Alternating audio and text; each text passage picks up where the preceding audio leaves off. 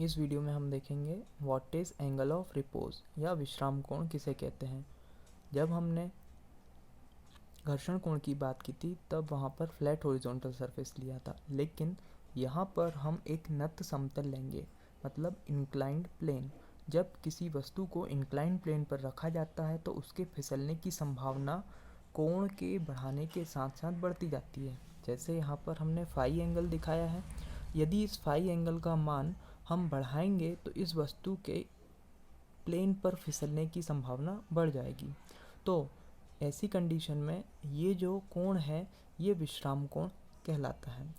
मतलब the body could be in rest till the value of phi is sufficiently less than a critical value where the body starts sliding on the plane. तो यहाँ पर एक अधिकतम value से कम value तक ही ये वस्तु विरामावस्था में रहेगी। तो यदि कोई पिंड किसी नत समतल पर सीमांत संतुलन की स्थिति में होता है तो नत समतल के क्षैतिज से झुकाव कोण को उसका विश्राम कोण या विराम कोण कहते हैं। जब कोई पिंड किसी रुक्ष नत समतल पर जिसका क्षैतिज से झुकाव धीरे धीरे बढ़ाया जाता है, पिंड अपने भार और समतल की प्रतिक्रिया के कारण नीचे की ओर सरकने लगता है। इस अवस्था में समतल का झुकाव कोण घर्षण कोण के बराबर होता है। अब देखते हैं ये झुकाव कोण जो है वो सीमांत संतुलन की स्थिति में घर्षण कोण के कैसे बराबर होगा। अब देखिए यहाँ पर कौन कौन से बल लग रहे हैं। नीचे की ओर वस्तु का भार, ऊपर की ओर अभिलंब प्रतिक्रिया। अब जो वस्तु का भार है वो अभिलंब प्रतिक्रिया के को यदि पीछे एक्सटेंड किया जाता है तो यहाँ पर एक एंगल बना रही है जो कि सेम है फाई एंगल के बराबर। अब यहाँ पर भी फाई एंगल क्यों बन रहा है, देखो, क्योंकि ये जो नत समतल है इसके ऊपर ये वाली लाइन परपेंडिकुलर है और ये वेट वाला जो लाइन है ये इस फ्लैट हॉरिजॉन्टल के परपेंडिकुलर है। तो इस प्रकार से इन दोनों के बीच में बनने वाला एंगल भी सेम होगा। तो अब यहाँ पर और कौन से फोर्स हैं, बॉडी यहाँ मूव होने वाली है नीचे की ओर, तो फ्रिक्शन फोर्स किधर एक्ट कर रहा होगा, इधर की ओर। F इज इक्वल टू क्या होता है, म्यू इंटू आर।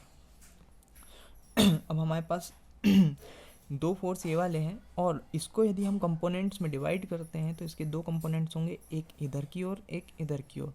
तो वेट का ये वाला जो कंपोनेंट है जो कोण के साथ है वो कौन सा होगा, W cos फाई, और ये वाला जो कोण से दूर है वो होगा W sin फाई। अब यदि हम इसको हॉरिजॉन्टली रिजॉल्व करते हैं तो W sin phi must be balancing mu r or the friction force. तो first equation we can write here is mu r is equal to W sin phi.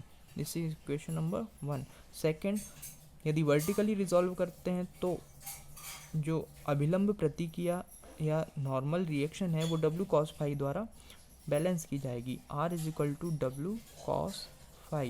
So we have got two equations. Now let us divide both the equations. तो equation 1 में 2 से divide करने पर mu R upon R on the left side and on the right side W sin phi upon W cos phi। तो यहाँ पर W से W cancel out होगा, R से R। तो mu is equal to sine phi upon cos phi is tan phi.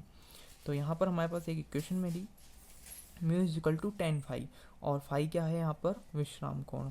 अब हम जानते हैं कि we know that mu is also equal to tan theta, है ना। तो यहाँ पर टेन थीटा कैसे आया था, जैसे कि म्यू इज इक्वल टू क्या होता है, एफ अपॉन आर, और एफ और आर का जो रेशो होता है वही कोफिशिएंट ऑफ फ्रिक्शन होता है as well as the tan theta for the triangle we have drawn before. तो यहाँ पर म्यू बराबर टेन थीटा, म्यू बराबर tan phi. So ultimately tan phi must be equal to tan theta. तो tan phi और tan theta जब बराबर है तो फाई थीटा के बराबर होगा। It means angle of repose must be equal to angle of friction. So यहाँ पर ये वीडियो कंप्लीट होता है।